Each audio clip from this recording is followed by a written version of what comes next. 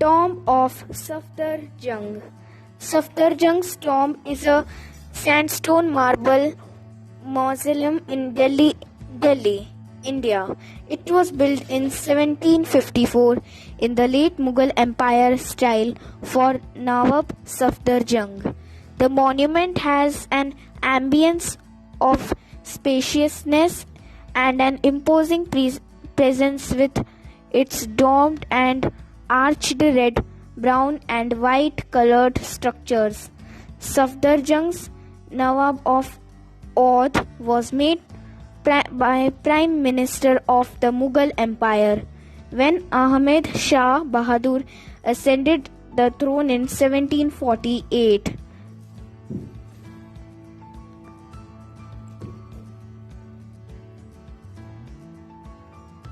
The structure was constructed in 1754 in the late Mughal Empire style. Safdarjung. Mirza Mukim Abdul Manzoor Khan, who was popularly known as Safdarjung, who ruled over Awadh, was an independent ruler of Awadh as Muhammad Shah. He was very rich and most powerful. With death of Emperor Muhammad Shah of Mughal Empire, he moved to Delhi.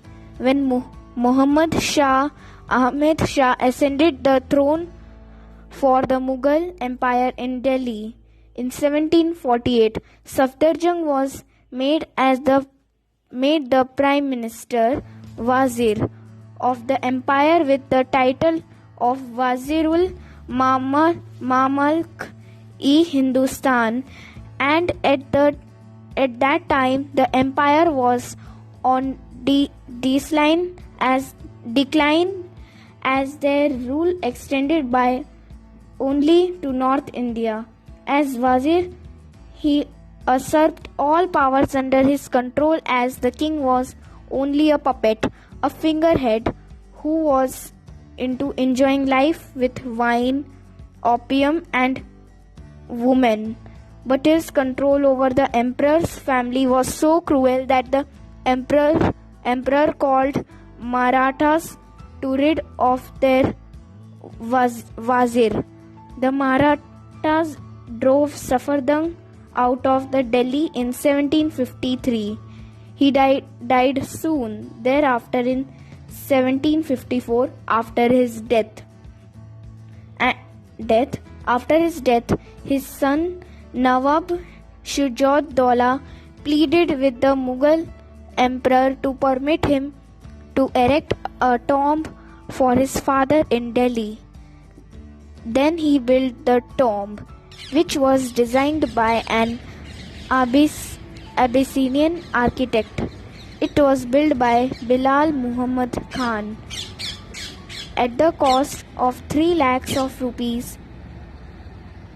To the south of his tomb is the historic site of the battle that was fought in 1386 between Timur of Mongol and Muhammad Tughlaq, when the latter was defeated.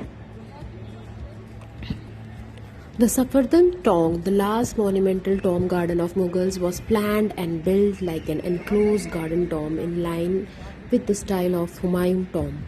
It was completed in 1754. The slabs from the tomb of Abdul Rahim Khan Mukhana were used in construction of tomb. The tomb has 4 key features, which are the Charbagh plan with mausoleum in the center, a 9-fold floor plan, a 5-part facade and large podium with hidden stairway. The main entry gate of the tomb is 2-storied and its facade are very elaborate and ornamentation over plastered surface and is in ornate purple color. There is an inscription of Arabic on surface and it translates reads, "When the hero of plain bravery departs from the transitory, may he become a resident of God's paradise." The rear side of facade were seen after entering through the gate, has many rooms and libraries. To the right of the gate is the mosque and is the 3-dome structure marked with stripes. Entering through the main gate gives a perfect view of mausoleum. Its walls are built high, and the central dome, which is main mausoleum of Safdarganj, is built over a terrace. Red and buff stones are materials used to building the main mausoleum, which measures 28 meter square. The central chamber, squarish shape, has 8 partitions with cenotaph in the middle. Here there are partitions in rectangle shape, and the corner partitions are in octagonal shape.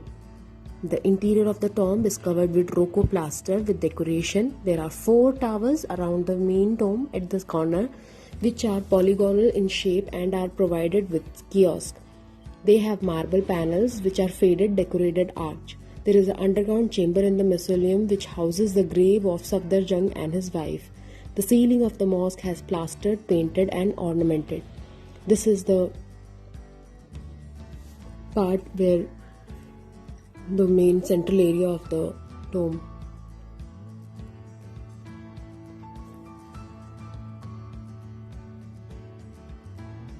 These are the 4 gates.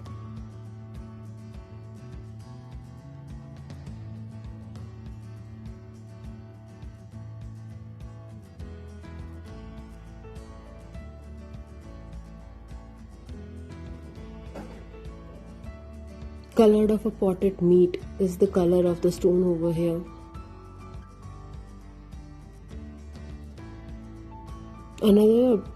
The observation is that the tomb has not compared to Taj Mahal or Humayun tomb, as at that time it was built. The Mughal Empire was in decline and the sandstone has been used, and line was set improperly and quality appeared to be threadbare. It is not as high end as we have visited the Humayun tomb, right?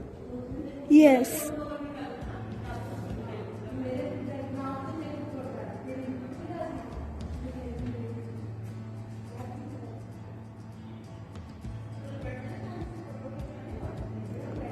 The architecture of the tomb is praised and also derided. It is derided for the lack of proportion of its various units and use of poor material of construction. It has a huge garden. Large garden of the garden surrounding the tomb is surrounded by a wall that is approximately 280 meters. See, these are the walls. The layout is in the form of 4 squares with wide footpaths and water tanks, which have been further subdivided into small squares.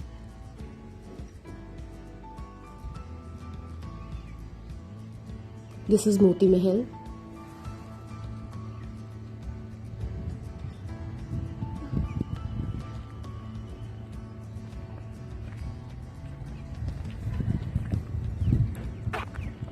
Jangli Mahal and Basha Pasand's place are there in the same vicinity.